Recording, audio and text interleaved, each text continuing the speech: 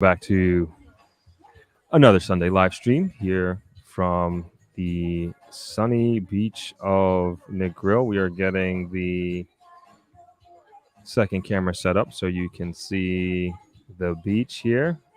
But we are doing a shorter one today. So we're only going to go about an hour and 10 minutes today. I wanted to go a little bit longer, but this is what we have. We're actually premiering the next podcast in an hour or hour and 10 minutes, I guess, at this point, which I did an interview with Dwight Jackson from Jamaica Uncut. Really, really awesome, amazing interview. And for those watching this on the replay, make sure that you check it out. I'm actually going to put the link to it in the description. But for those who are joining live, definitely we're going to move right from this into the premiere over on the channel. I know there's a way that I can connect it.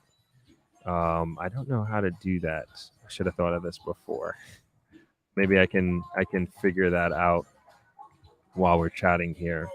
But as usual, please let me know where you're chiming in from. I love to hear and know where everybody is coming from all over the world. As you know, we try to do this here on the beach every Sunday.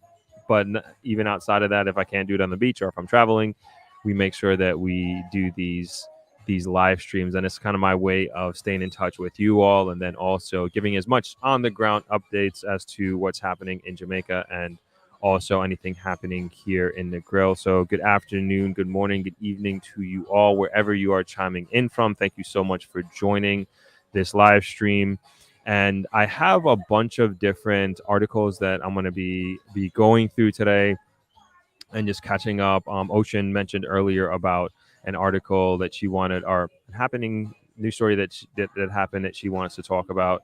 So looked up the article. We'll be going over that as well. So if you would, we can just throw in the comments where you're chiming in from. And of course, if you have any questions as we go along, please let me know. More than happy to. There we go. We got the beach scene lined up. So if you have any questions at all as we go along, please let me know. More than happy to answer them. I love to make this a two-way conversation as much as we possibly can. And we can, I guess, go into the first article. Unless anybody has any objections to that, which I hope not. But also let me know, the music is kind of loud, but I'm not picking it up so much in my headphones. So if you're hearing it too much or if it's distracting, please let me know. And I'll see if we can turn it down. But I'm not really picking it up in my headphones, so I hope it's okay.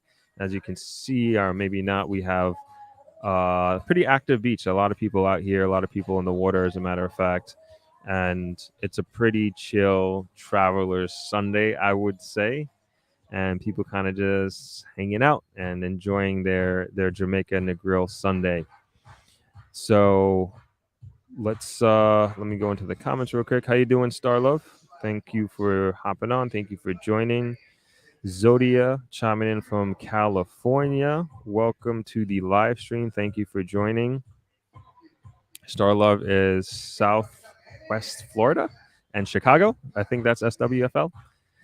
And Chris Hill chiming in from Panama City. Awesome. Originally from St. Elizabeth. Okay, awesome. Thanks for joining, Chris. I've been to Panama City, man, twice. I think I was there in 2008, 2009. And then I went back about 10 years later, and the development there was ridiculous. It was almost a different city, seeing how much development happened in that 10-year period. So thanks for joining. Thanks for hopping on, Chris from Panama City, Panama. Suzette, how you doing? Always nice to see you. Byron, morning to you as well. Byron's checking in from Baltimore. Thanks for hopping on. You love the music? Well, the music is going to get this live stream demonetized. That's what that's going to do. But as long as it's not too distracting, that's fine. I don't mind. And hopefully they don't take it down. Hey, Mark, thanks for chiming in from Brampton, Ontario, Canada. Oh, and Ocean is in rainy, bleaky Ottawa. All right, let's see if we can get the music turned down just a little bit. We don't need to to be distracting.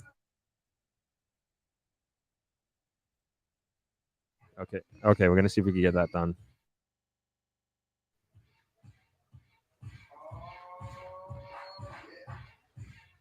Happy Sunday, Patricia.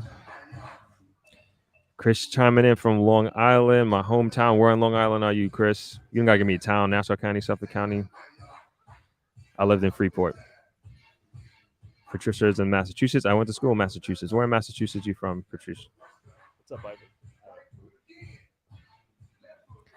All right, we got the music turned down a little bit. Cool. All right, we're moving right along. Thank you all for letting me know where you're from. Oh boy, I heard some thunder. All right, let's get into some of these articles that we have lined up. We have quite a bit, so I want to make sure we can get through them. So let's start off with sports as a matter of fact.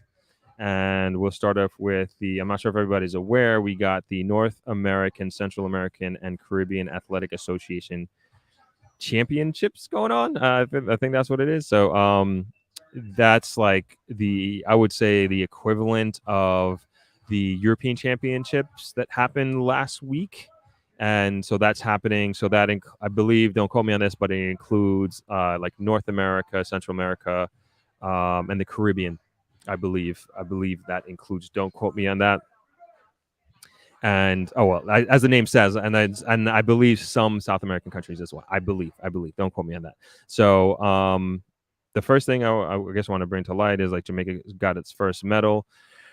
And that was by O'Dane Richards. He got bronze in the shot put, which I thought was pretty cool. There's an article on it, but I won't go through it. But I thought, like, I love sports and I love athletics, and like to make sure that we're always presenting that and bringing that to the light. The next one I want to bring up is in Jamaican sports is UFC. I don't know if you know, but like I am a huge UFC fan. And last night was a crazy fight. So the guy on the left, and if I'm preaching the choir here, let me know. That's Leon Edwards. He was born in Kingston in Jamaica, raised here as a young boy, then moved to the UK. And he had really, in my mind, no chance at winning this fight. And the guy on the right is Kamaru Usman. And I believe he lost like 2 fights. And it was a welterweight championships last night. And Leon Edwards, and I know this is not a sports show, but he's Jamaican, and we got to represent and we got to recognize the accomplishments of our own. And Leon Edwards was losing the entire fight. It's a 5-round fight. He was losing, and each round is 5 minutes.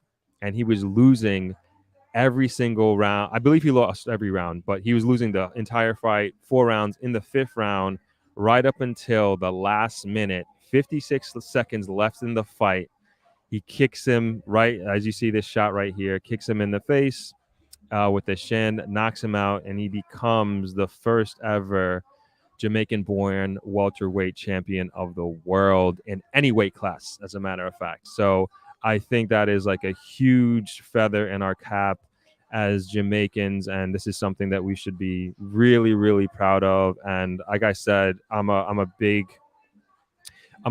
follower of UFC, and I did not think this guy had a chance. And there he is with the Jamaican flag and the UK flag. And I just thought it's awesome, and I think that we should definitely recognize him and bring that to light. And that also makes 2 champions that we have in the UFC right now. So on the left is Leon Edwards, who won last night, who's Jamaican-born, grew up here, small boy, moved to UK. And on the right is Aljamain Sterling, who is the bantamweight champion, who wasn't born here, but both his parents are Jamaican, born and raised in Jamaica, and moved to the States. And he grew up in Long Island, where I'm from, as a matter of fact. And he is the current welterweight champion. So we have 2 champions, Jamaican champions, in the UFC. And I think that is like really amazing, and something that I really wanted to bring to everybody's attention, whether or not you're a UFC fan. But I think this is huge for our country, and I think we should definitely bring more light to this sort of thing, because we have a lot of talented unearth athletes here, and it seems like we do and excel in almost every sport that we put our minds to and that we join. So yeah, that's again one of my little mini passions, and wanted to bring it to everybody's attention. So that is that. Let's hop over to the comments here. So let's see. Patricia's from Springfield. Okay, cool. Natural Yards from Boston. Welcome. Thanks for coming in. Chris from Westbury. Awesome. Thanks for joining, Chris. And let me know that you are a Long Island person just like me. Yeah, definitely look up the footage, Natural Yard. Really spectacular. Like, I didn't think this guy had a chance at all. So pretty cool stuff. All right, let's move on to the next article. So this is more new stuff. So this is kind of going, I don't know how many people caught the live stream that I did on Thursday, but this is kind of going, we were talking about the mass exodus, and I have another article on this. I don't know if we're going to talk about it. I'll go through it, but we were talking about the mass exodus of teachers here in Jamaica moving abroad. And so this next article is I'll put it in the comment, so for those that want to can read along.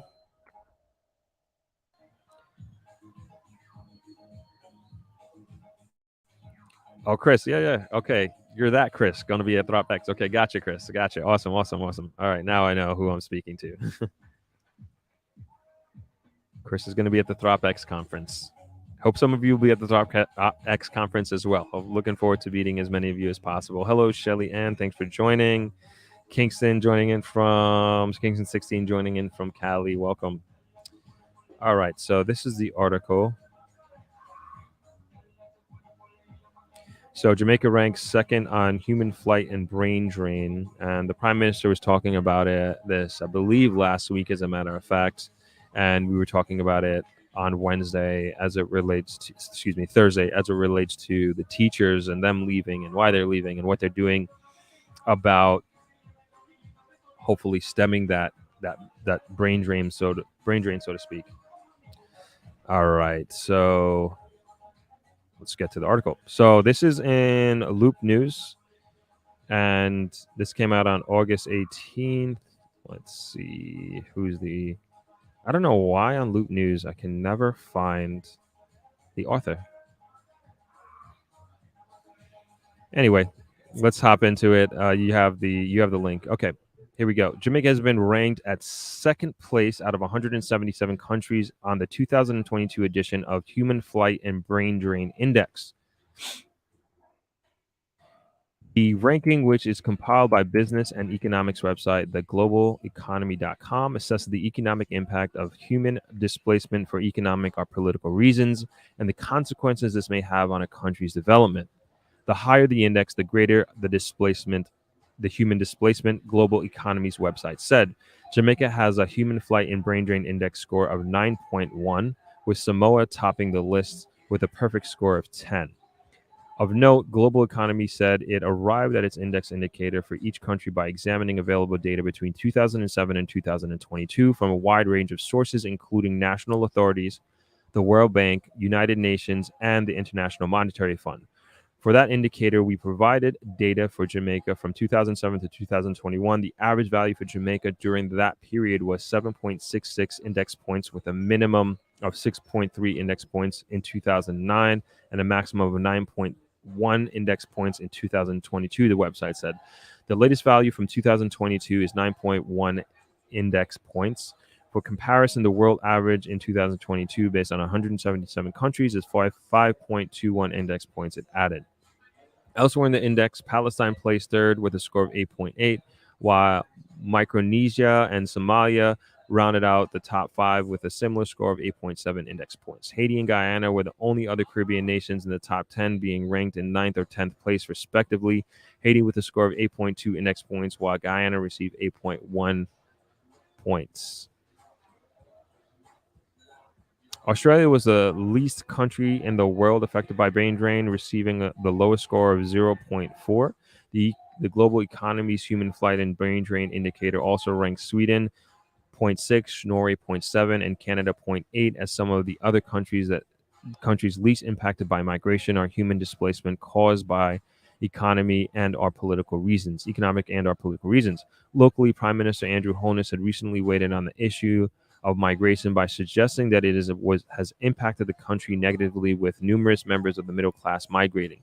Additionally, he said young people are increasingly frustrated by the lack of opportunities and the proper housing in Jamaica and are eyeing migration in developed countries. Teachers, for example, are said to be leaving the island due to the very reasons the Prime Minister has mentioned, according to several stakeholders in the education sector. Somehow they, young persons, look at other countries, they see what is happening in other countries, and they say, why can't it happen here? Why do we have all the problems that we have? It is infuriating to many of them, and when they talk to them, particularly the millennials, they just want to leave. They want to just go overseas and enjoy the benefits that are existing in other developed countries, Holness said earlier this month. He noted as well that Jamaica has suffered from the migration since post independence, especially since the 1970s. Since the 1970s, there has been a migration of Jamaica's middle class. No country can progress without building its middle class. The middle class isn't a bourgeoisie concept. The middle class is the segment of our society where skills and entrepreneurism and innovation exist, he explained. Unfortunately, we have been losing them, and one of the reasons we have been losing this is security, job opportunities. Maybe another, but we are slowly conquering that.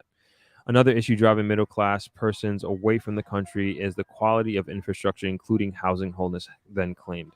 In our 60th year, we have to confront this and make a commitment to improve our infrastructure so that people can feel that they are living in a modern society, he stated.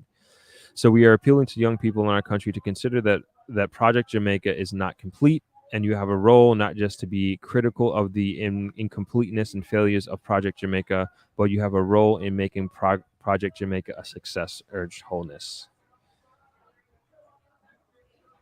I thought that was pretty pretty telling in terms of what's happening here.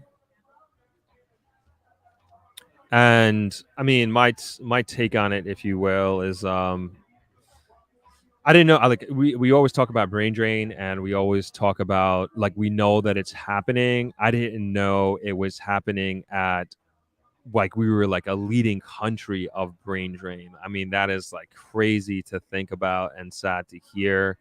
And it's also good to hear that the prime minister, he's not like skirting the issue or skirting the facts of the situation, and he recognizes that, man, we need to do something about this.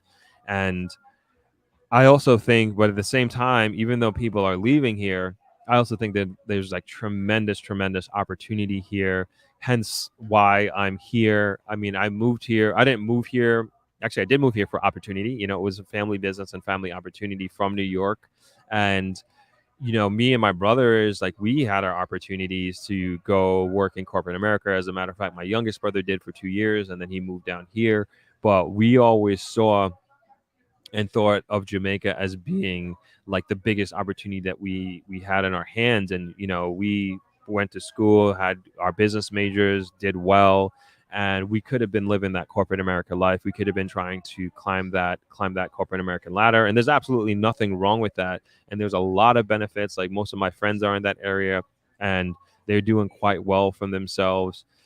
But you know, my personal reasons as for being here and continuing to be here is like I can like the more time I spend here, like the more I see that there are amazing opportunities here. And I want to continue to put myself in a position to take advantage of them.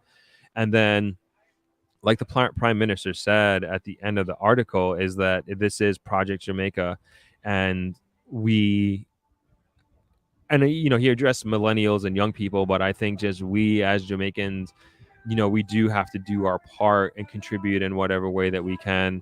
And to me, like I said, like I'm not going anywhere. Like I plan to continue to stay here to continue to help grow and develop the country in whatever way I can.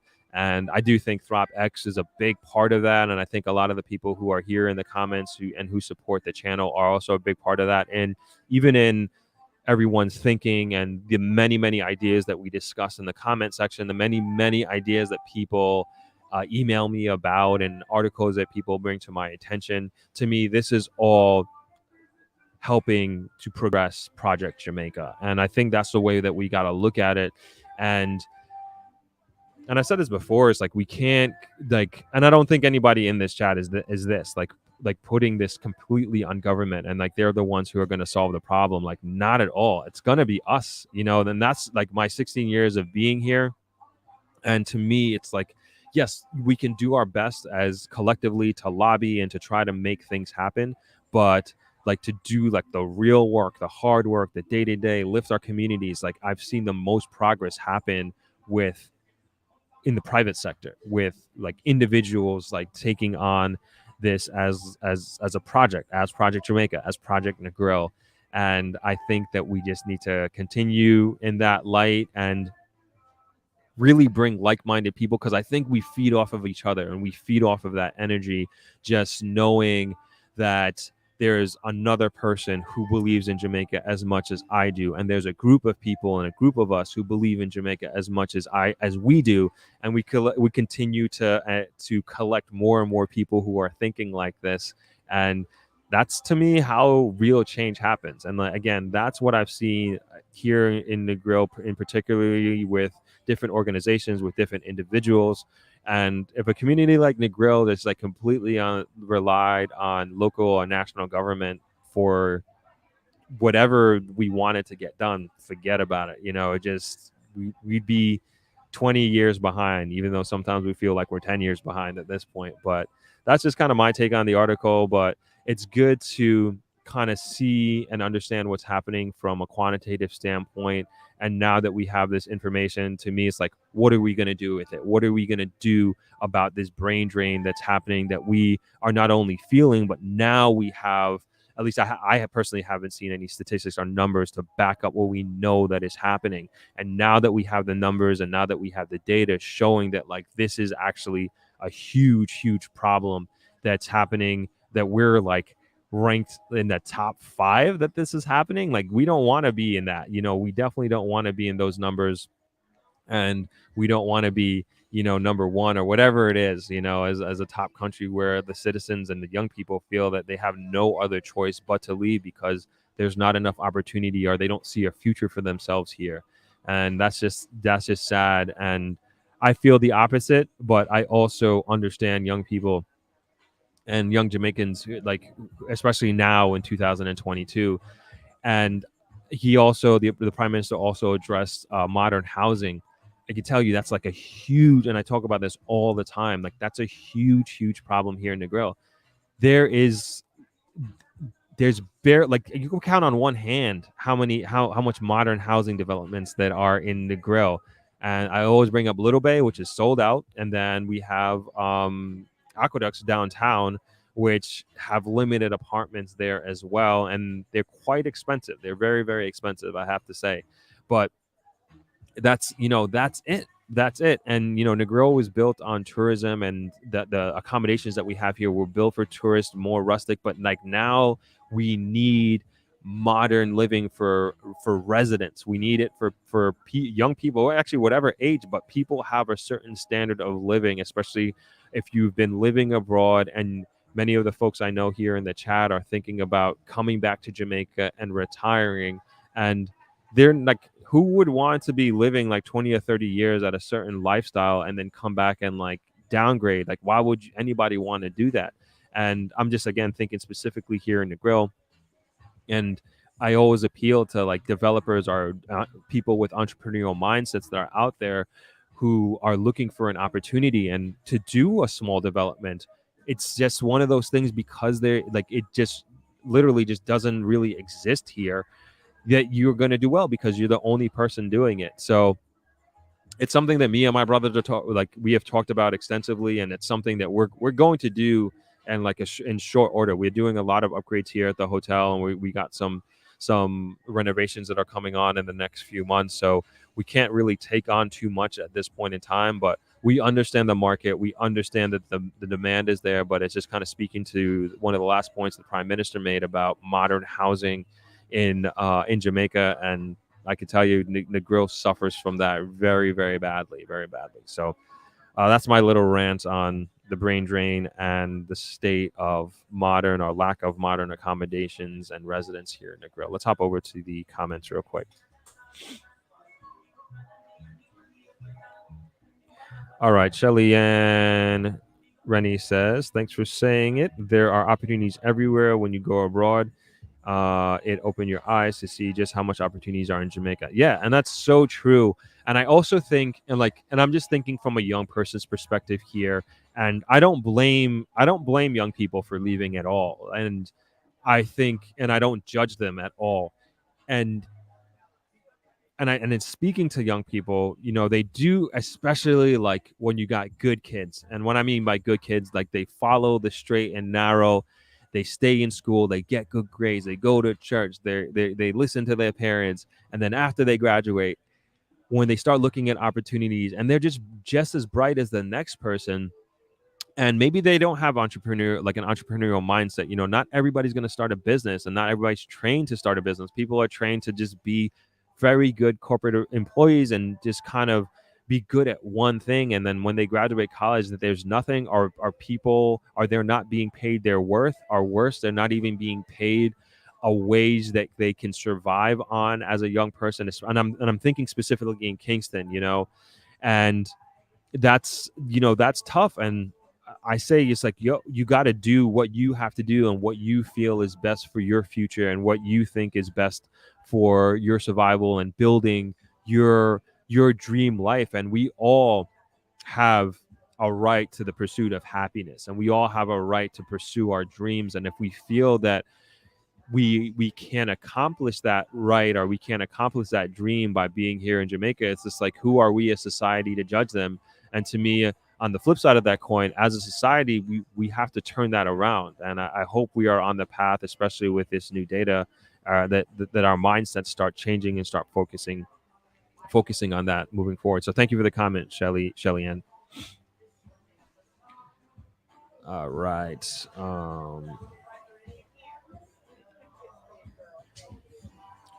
So we'll do that. Annalie Mason says, my sister mentioned that a lot of teachers are going to UAE, just better opportunities. Yeah, I heard that too. I heard of a lot of nurses as well doing that as well, and they're getting paid pretty good money. Again, I can't blame them. Can't blame him. Can't blame him at all if that's it. And the thing too is, like, I do, and like I haven't talked to like a lot of people, a lot of young people, in terms of their, what do I say, their patriotism for Jamaica. But I feel like Jamaicans really don't want to leave Jamaica, and because it's just like there's nowhere like it. There's just nowhere like Jamaica, and there's nowhere like being here. And I know when I'm abroad for like an extended period of time, like I miss here, I miss home, I miss being here, I miss the lifestyle that I have here. And it's, as much problems and issues and challenges that we have as a country, like I always want to come back, and I always want to be here. And I feel like a lot of young people feel the same way. And if things were a bit different, I'm sure they would want to stay here. I'm sure. And again, I hope we are on the path towards that. And I, with this channel and with this platform and with this medium, is like definitely one of my goals. Is like, how can we do the reverse brain drain? How can we get more people who have spent a significant time abroad, Jamaicans specifically, who are born here and do want to come home? And like, how do we create opportunities for them? How can we show that life can be a lot better here, and you can be a part of something, of Project Jamaica, as a prime minister says, and you can be a part of really. And I'm sorry to keep referencing the Negril, because that's just what I know best. But you can be part of building a community, and be a part of building something that you want to see, and you can be a part of designing and molding a community the way that you would like to be a part of. And to me, that's where Negril is right now. Negril isn't defined. Negril isn't what it's going to be. And if we, and I'm not saying that we're doing this as a community, but as any community, if we like sit around and allow time to pass and allow it just to become whatever it's supposed to be, then we're gonna sit around 5-10 years from now and be like, what the heck happened? Why is our society like this, or why is society like that? It's just because we didn't make the sacrifice, the investments necessary to again create a future that we want to see and create a future for our young people especially. And I think it starts from planting those seeds now. All right, sorry, another rant.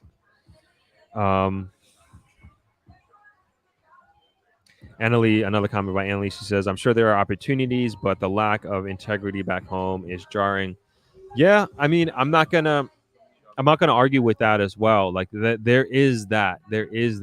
And I was saying on Thursday in the live stream, part of like if you know how to move in Jamaica and like you understand these things and you understand that there can be a lack of integrity, you can mitigate against that. Like there are people doing business in Jamaica and they're doing it at high levels, making an incredible living and creating an incredible life for them. And my mind is like, if they're doing it, why can't I do it? And I think it's also a matter of like choosing, like understanding your personality and then choosing your battles. And sometimes maybe that you're just like, man, I just can't deal with that, and you don't want to be a business owner here, or you don't want to raise your family here. But I think being realistic about how business is conducted here and what society is like here, like that's the most important thing. And I think when expectations for being here are just unrealistic, or maybe you just don't understand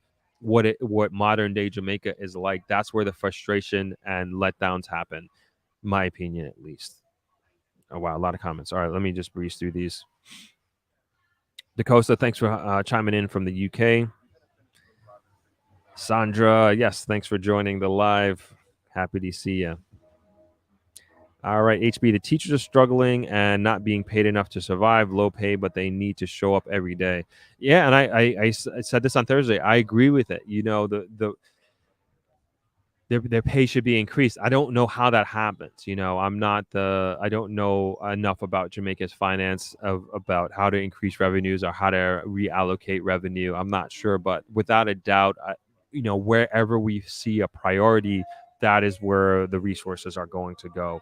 And so that's just the way I think of it. Obviously, I'm generalizing, but I think that's a fair comment, HB.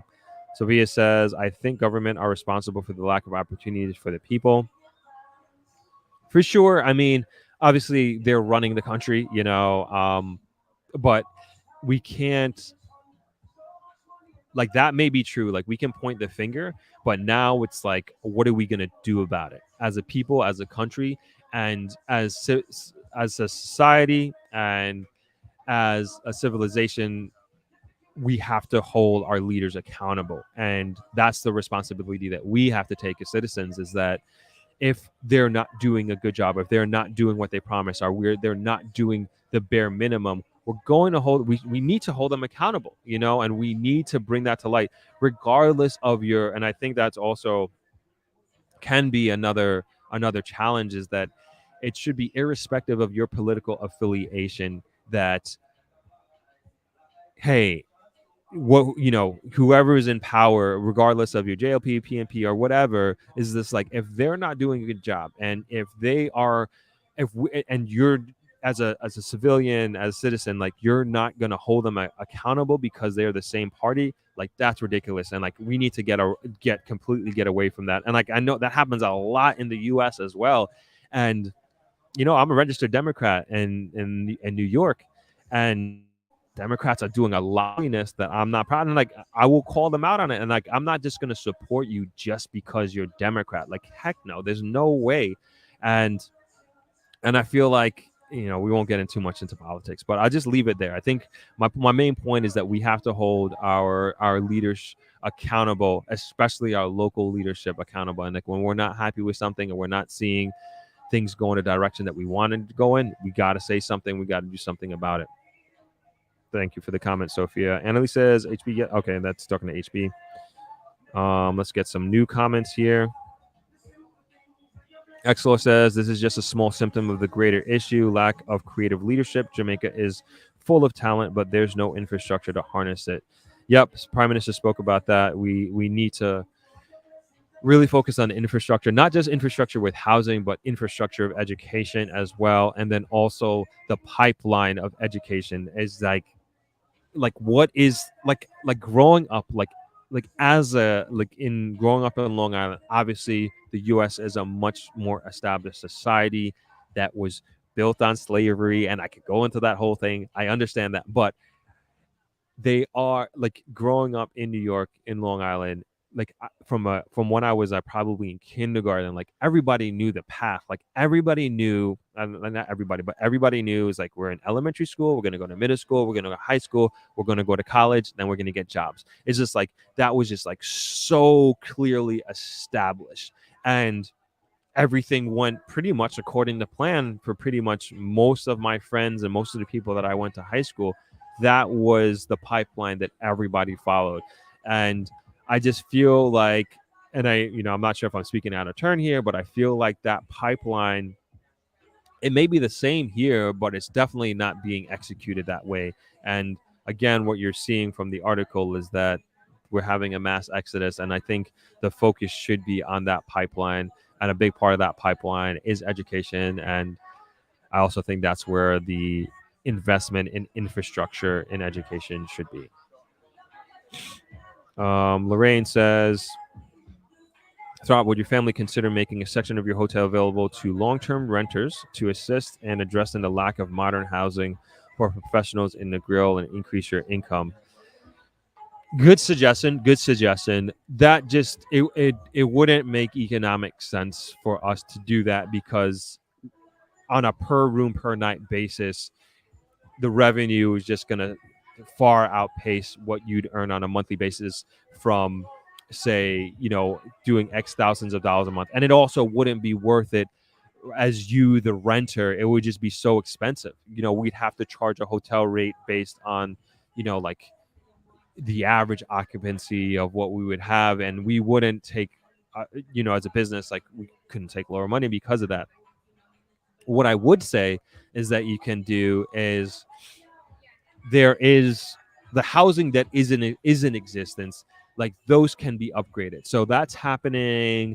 My friend, he's an Airbnb, and he has a place on the West End, and it's not old construction, but it could have easily been, and I want to be careful here, that it could have easily been decorated in old Jamaican style, if you will. And he's a young person that came from New York and is doing business here. And he did modern decor, he did modern finishing, and so that is attracting a certain type of traveler, and that is attracting a certain type of person.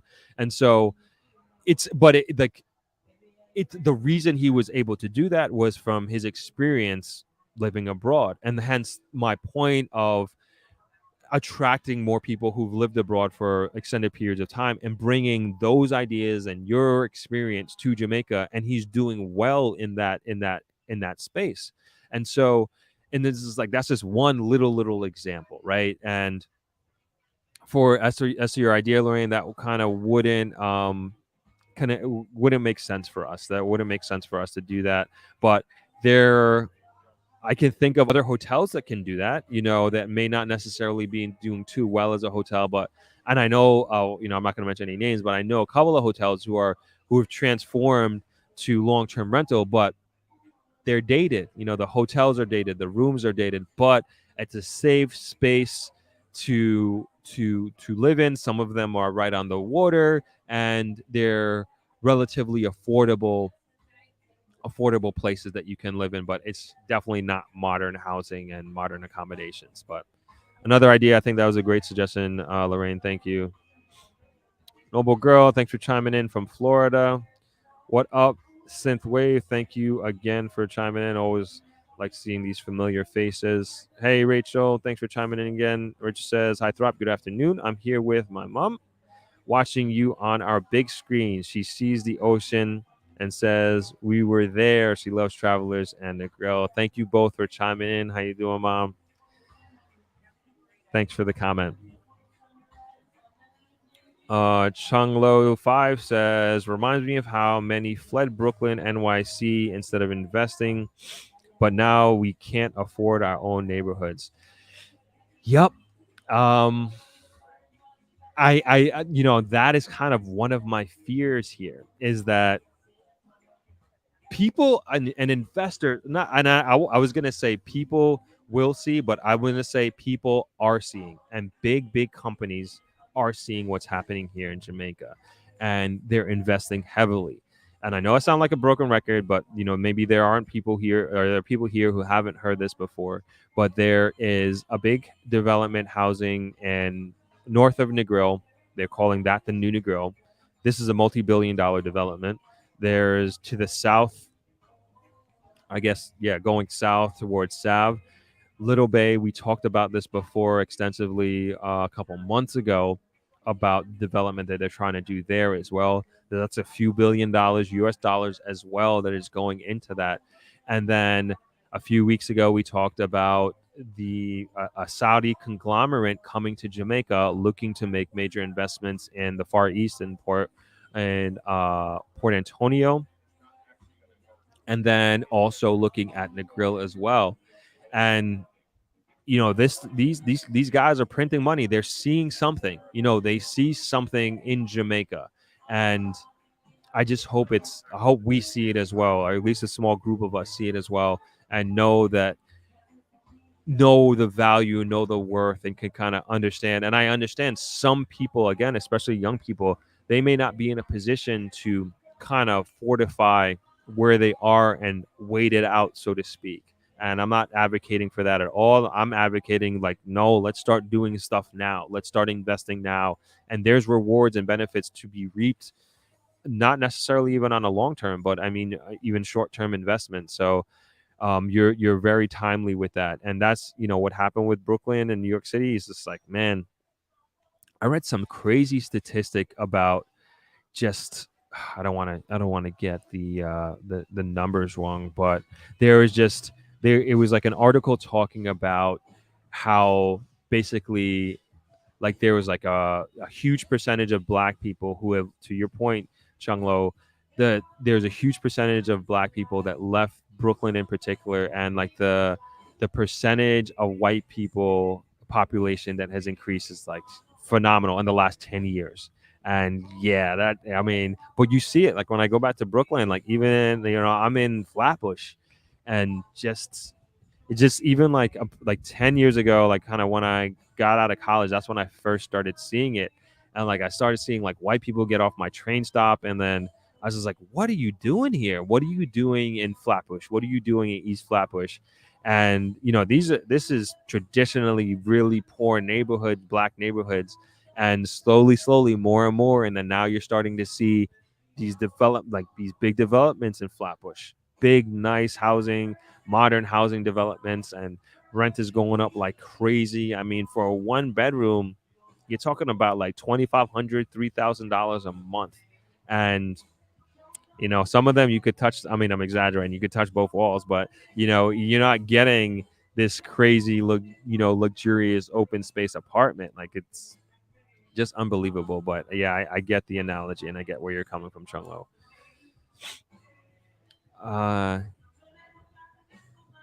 Kita says, peace, Throb. Peace, everyone. Glad to see the live today. Have a beautiful day. Thank you for chiming in. Evelyn says, great PR for Negril, Jamaica. Continue the good work, Throb. Absolutely. Thank you. Lisa Marie says, good afternoon, Throp from New Haven, Connecticut. Thanks for chiming in, Lisa. Good to see you. The Coastal Lifestyle Vlog says, look at the railway. I think that the J government should get it up and running if it would help the country. What do you think? I think that's a great idea. They did something recently, and we spoke about it, but something with dropping kids off, I think from Spanish Town to Kingston with the railway. But anything, and you can see what the government is doing with the roadway infrastructures. The more you can connect the country, the more commerce that is going to happen. This is from like, sociology 101 kind of thing. And the more that you can get movement and economic activity happening and you can ease that, I mean, the better off it's going to be. And I think that's also what's attracting these foreign investors, is that they're seeing that there is a huge, huge focus on connecting the country as much as humanly possible, and if you can do that with roads, and then you can do that additionally with trains, because with a good public transportation system, that also takes individual cars off the road. If there was an easy way that I could hop on a train and get to Kingston in, a couple hours, and I don't have to worry about driving, I would do that in a heartbeat. I would do that absolutely in a heartbeat. And I think I don't know how possible it is, but I know it used to exist. But I would love the idea of bringing back the railway system in Jamaica. Good suggestion, DaCosta. HB says the U.S. is also losing teachers. They are recruiting from overseas. Hey, my cousin, she just graduated college and she's in South Korea teaching. Prime example. Rachel says money talks. King Naldo, what's up, man? Good to see you. Says hi, brother Throp and everybody. That beach behind you is calm as a pond. It is indeed. It is super calm today, as a matter of fact. It is like I'm just kind of looking up and down. I just see some rain clouds in the distance. I hope we're okay. Cheng Lao, only hope I can invest there before it's all out of reach. No, obviously invest sooner rather than later, but you still got time. It's not like it's crazy now and the prices are crazy. And I'm speaking specifically Negril, and it's definitely not too late. And I think you do have time to get your ducks in a row, but obviously don't wait forever. Synthwave says, as a former Airbnb superhost and traditional rental landlord, short-term rentals always translated to more revenue. That being said, long-term rentals and development is needed in Negril. Yes, absolutely. And as you know, Synthwave, I don't gotta tell you, but as you know, with having short-term rentals, with having long-term rentals, it definitely is less of a headache. It's just this residual income that you're getting on a month-to-month basis, and there's like less management that you have. Obviously you want somebody, like, just in case things come up, can take care of like leaky pipes, blah blah blah. But for the most part, you're managing more operationally on a day-to-day basis with, say, a hotel or with short-term rentals. But like you said, you're making a lot more revenue on that side of things. So thanks for the comment. Natural God says, my neighborhood in town in Ocho Rios is not too affordable now. Yep, I believe it. Prices are going up most places. Prices are definitely going up most places. HB says, agree, foreigner are investing in JA. They most certainly are. Andrew Blake, what's going on, man? Thanks for joining. Thanks for hopping on, chiming in from London. Did you see? Oh yeah, it's chiming in from London. Did you see the Anthony Joshua fight? That was I don't know. I haven't really been paying attention to him, but I didn't expect for him to lose, and he also gave quite a speech at the end. And then I don't know if you were on, Andrew. I talked about Leon Edwards, our Jamaican UK welterweight champ. But thanks for chiming in, man. Thanks for good seeing you. Xlor says, Throp, what's your thoughts on financial collaboration with strangers? I think I'm going to have to take that approach, but I'm apprehensive. I would say they may be, your potential partner. They may start out as a stranger, but by the time you make the decision to actually get in bed with them and make an investment, they shouldn't be a stranger, and they should be somebody that you've built a rapport with and that you ultimately trust to do business with, ultimately trust to give your money to, and ultimately trust to take whatever business it is that you're going into and make a return on it at the end of the day. And so strangers, investing with strangers is not a bad thing, but like I said, they shouldn't be strangers by the time you're ready to invest. And partnerships can be great, and I'm generalizing here, but partnerships can be great, but definitely you want to do your research, do your due diligence on the person, make sure that they are somebody that you can work with, and always anticipate there are going to be major hiccups, there are going to be major problems that you're going to deal with, and you got to ask yourself the question is like, is this somebody that I can be in a foxhole with when the going gets rough? And is this somebody that I can see myself really pushing through adversity and pushing through hard times, because those are going to come, and it's hard to anticipate that and it's hard to see that, but it's this, you really want to ask those hard questions first. And then the last piece of advice I would give is that you really want to do, I don't know the setup, I don't know what kind of investment that you're thinking of, but I always say with these partnerships is that you really want to be super clear on the defined roles, and then making sure that everybody sticks in their lane. And I am saying this from the experience of working with my brothers, I'm saying this with the experience of seeing partnerships outside of this hotel, and actually through my dad, fall apart, and seeing his friends go into partnerships and they fall apart. And a lot of it has to do with communication and lack thereof. And I know communication sometimes can be an overutilized word, but it's such a powerful word, especially when you're going into business. Sorry, one second.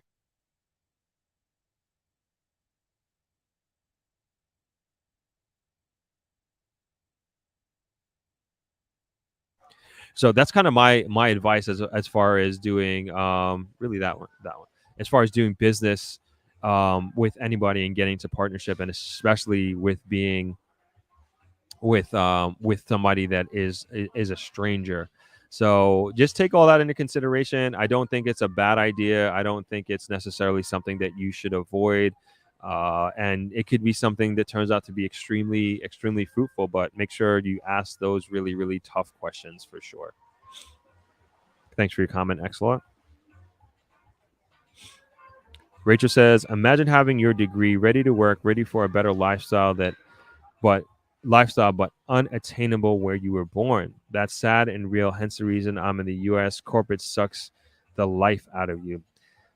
Yeah, I guess you're a prime example. You're a living example in the comments, and it's real. Like I said, it's super real, and it's sad. I just really hope that we can do something about that as a country, and we continue to make it a priority. We continue to make it a priority, and I think it's going to be. And then also, Rachel, like, I hope you, like, and people like yourself are able to put themselves in a position to kind of change that. And I know this is something that you and many people in the audience want to come back and want to move back, and hopefully that we can kind of create opportunities for ourselves, and we can help each other out, we can network, and that we can have real income here in Jamaica, here in Negril, hopefully, that is even better than that we be making in the United States, or wherever you are in Europe or Canada, wherever, it doesn't matter. But that's the kind of vision and that's the kind of thinking that I have, is that, at the end of the day, the lifestyles that we can create for ourselves and our children and our family is far greater than that of in the United States. And I'm not saying that that's what it is now, but that is something that we can create for ourselves and that we can create for our communities. Thanks for the comment, Rachel. Hope you can move back soon, if that's something that you want to do, but I think it is. Linus says, it's amazing you have a whole YouTube channel, but you barely speak to human beings, the travelers. LOL, nevertheless, love Negril. I speak to human beings all the time. So sorry I missed you if you were here and I didn't say hello to you. And I've addressed this before, right? We've talked about this before, chat. Like, sometimes I get a rap of being unapproachable. That's, my dad has told me that, and other people have told me that, but that's definitely not the case. For those of you who have met me or talked to me on the phone, I love talking to you. I love meeting subscribers.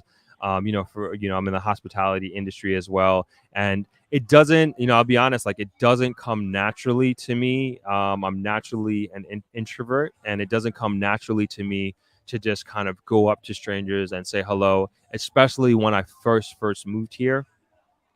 Like, I could tell you, and maybe that's why I was like maybe in finance, right? Is that I can just kind of stick to the Excel spreadsheet sheets and just analyze numbers, and I don't really have to talk to anybody.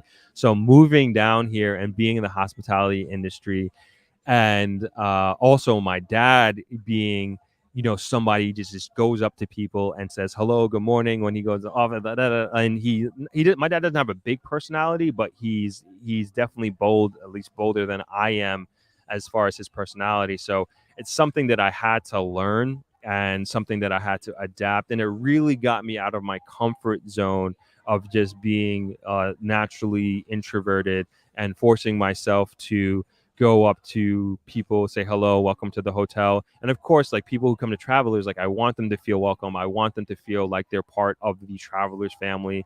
And that's kind of one of, I like to think, our competitive advantage as a hotel, because there's just such, even if it's your first time here, there's just a familial feeling.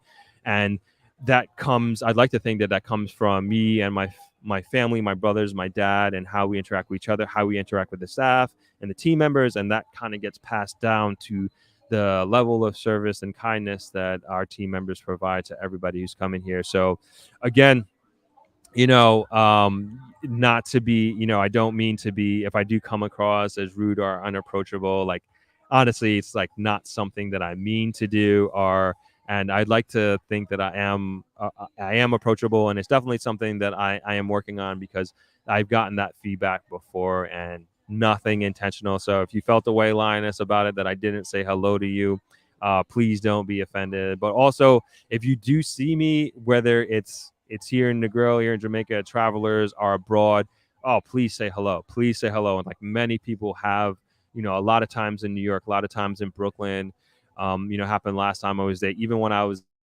Vegas a few months ago, people have come up to me. Even when on the plane coming down here, people have said hello. So I encourage it, and I love to meet you, like every one of you, anytime you come across me and say hello. And I will continue to do a better job of just kind of being more approachable and saying hello. And sometimes like I like, how do I know you're a subscriber and that you know me as well? But nonetheless, I will try to do a better job. So thanks for the feedback there, Linus, and hopefully next time you come, I will say hello, or you can also say hello to me as well. All right, HB said, learned that JA has a big Black American expat community. Yeah, it does. I actually was on the phone last night with Black Expats of Jamaica. I believe that's their name. And so we were talking about different synergies that we have amongst what I'm doing with the YouTube channel, and also what their mission is as a community of as Black expats, and how we can work together in the future. So a lot of our goals align, and I'm sure we're going to do a collaboration at some point in time. But yeah, there is a large Black expat community in Jamaica, Americans, as a matter of fact. And we were actually talking about, they actually did a survey, and I think we talked about this here too. I hope I'm not making that up, but we did a survey. They did a survey, I should say, of their expats. And so what I've been finding, and what they're also finding as well, is that it's mostly Black American women who are leading this exodus, so to speak, from America. And I thought that was just so interesting that, like, I had mentioned it to them, that like that's what I'm seeing on my side in comments, and also in discussions that we're having here on live chats, and that they're also seeing the same thing as well, like from a quantitative standpoint. So yes, you're correct in that, HB. Changla says, where do you think American-born kids of JA parents should start to familiarize themselves with the island? Ooh, good question. I would say tickle your curiosity. So wherever it is, town that you're thinking, and then also think lifestyle. So I don't know if you're thinking about moving here or thinking about spending an extended period of time here, but I would say, wherever you like, are you looking to be more city life? So maybe Kingston, Montego Bay, and I would say more Kingston than Montego Bay, like by a large in a large way, as a matter of fact. But if you're thinking more city life, then obviously Kingston. If you're thinking more laid back beach life, then Negril doesn't get much better than that. And then maybe you're thinking more in the mountains. And I know a lot of people who like being up in the mountains. We do have mountains here as well, and there is that mountain lifestyle that you can live. So I think is about figuring that out, and then figuring out like your lifestyle and also what you want to be surrounded by. Like, do you love being on the beach? Do you love swimming?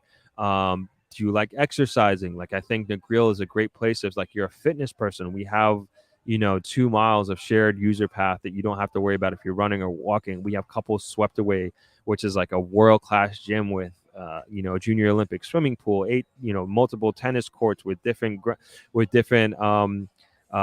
I'm not a tennis person, sorry. Basketball courts, running path, that sort of thing. Nice weights. So it's all these things I would say, think about and kind of list out what kind of life that you envision yourself living, and then just kind of just visit those places. And it's not a bad idea to kind of like travel around the island. I was actually speaking to somebody who's moving here next month, and she kind of asked me the same question, and she was torn between Negril and Kingston, and I believe she ended up going with Kingston at the end of the day. And there's this, like, I felt in our chat as we were talking, and I'm not, I don't mean to blow you up if you're in the chat here, but I thought it was a very relevant story and a relevant situation. And I told her, I was like, I feel like there's a pressure that you have to choose a place, and that's it. But you can move and rent somewhere in Kingston, maybe do a few months there and say, hey, this is not what I thought it was going to be. And then you get up and you can move to Negril. There's no problem. And like, obviously, if you have a job in Kingston, that can't happen. But say if you are a digital nomad, or you can do your work from anywhere in the world, there, don't feel that pressure that you have to choose somewhere and like this is the end all be all. And once I choose to move to Negril, that's over, and this is where I live, this is where my life is. Don't feel that way at all. But if you do have the means to kind of travel around the island and kind of feel out different towns and different cities, and figure out what works best for you and your personality, and what you're doing, I would say do that, travel around. But for the young lady I was speaking to, Kingston was just more of, she came from a big East Coast city, so it was an easier transition for her to come to Jamaica, as going from big city, East Coast city, to the capital of Jamaica, and having more of that city life. So that was kind of her rationale. And plus she knew people in Kingston as well. So I hope that helps you out a little bit, Chunglo. All right, we only have a few more minutes here, so I'm going to try to breeze through some of these comments. Nicole, how you doing? Thanks for chiming in. Nicole Gardner says, we just moved to Montego Bay, and my community is filled with expats, some who have been here 13 years. Sad to see Jamaicans have to run for a better life while expats are here living their best lives.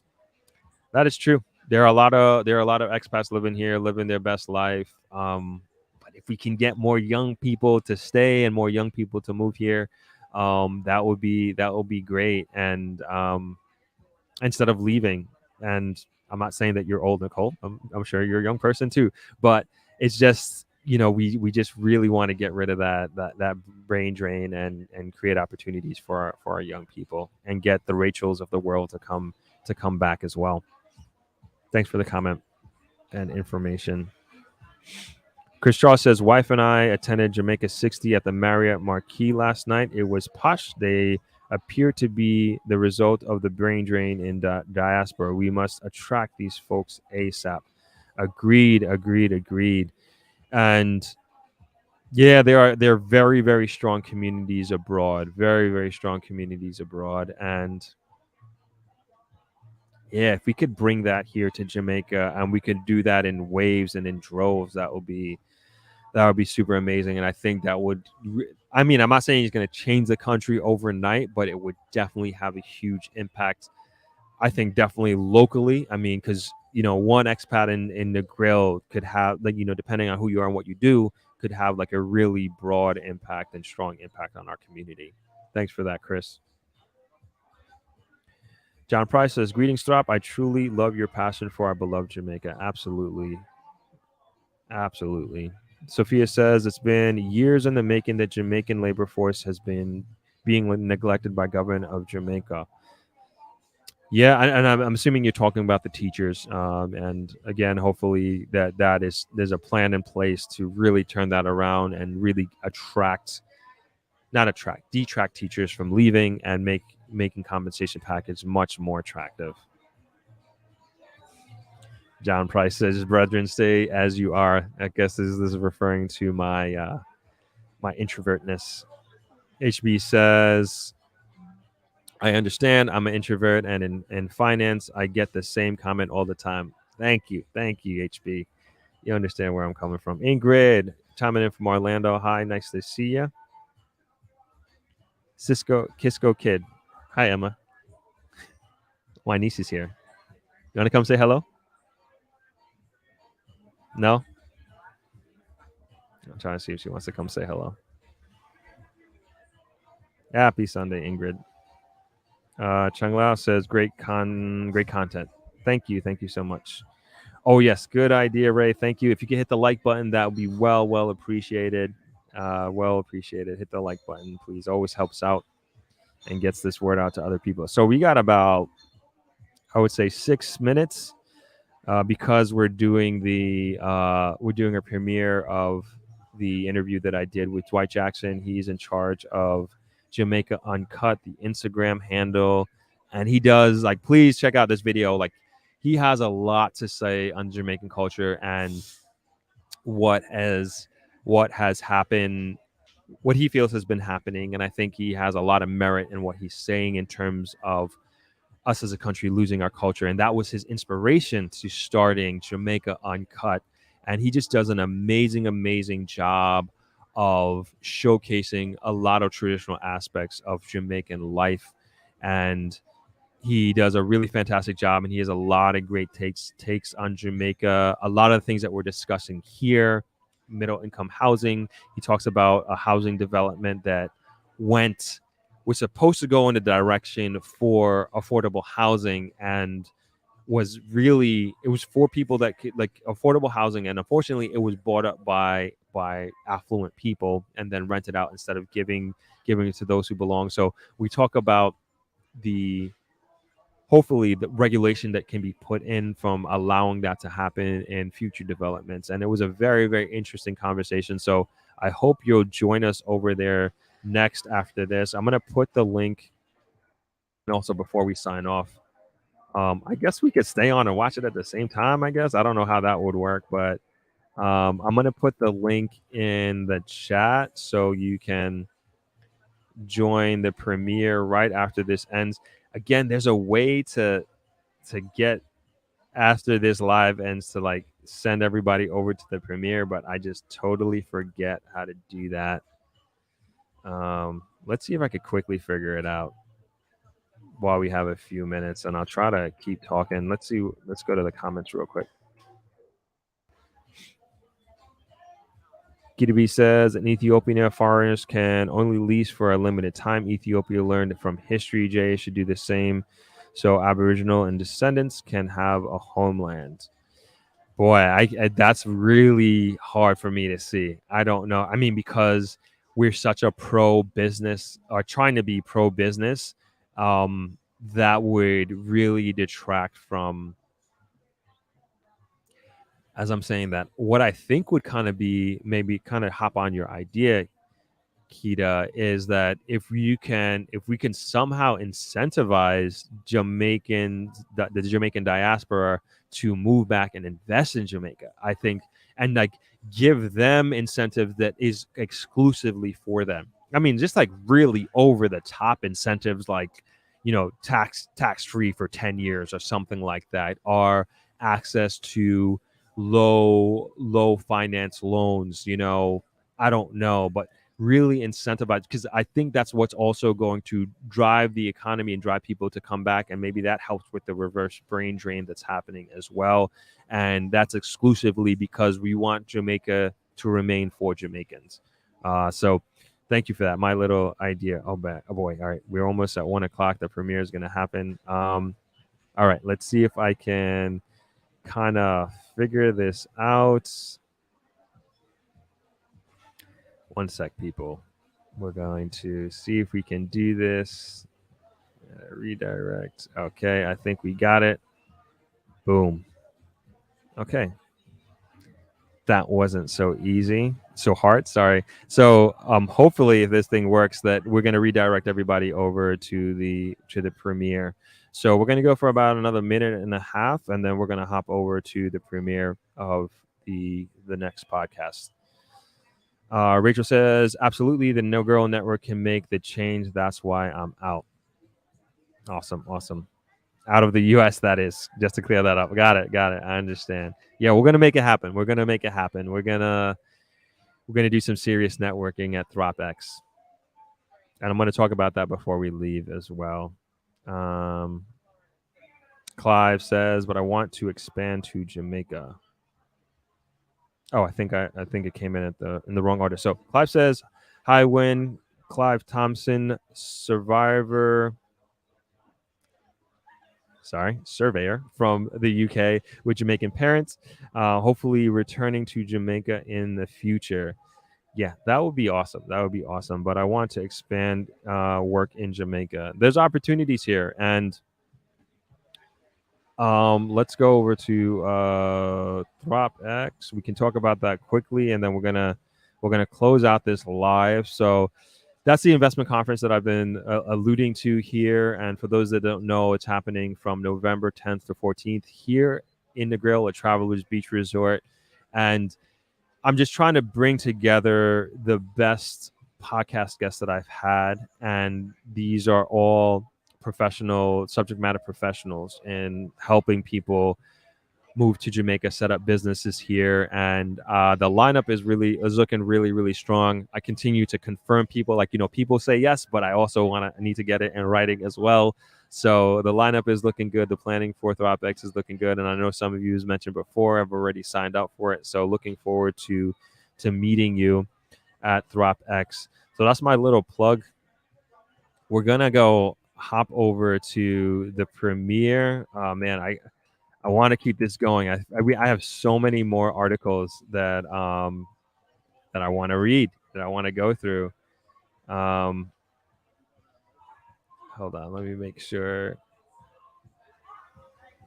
I'm just looking at the premiere going on here, but we're gonna hop over there, and I just want to say thank you all to everybody who joined the live today.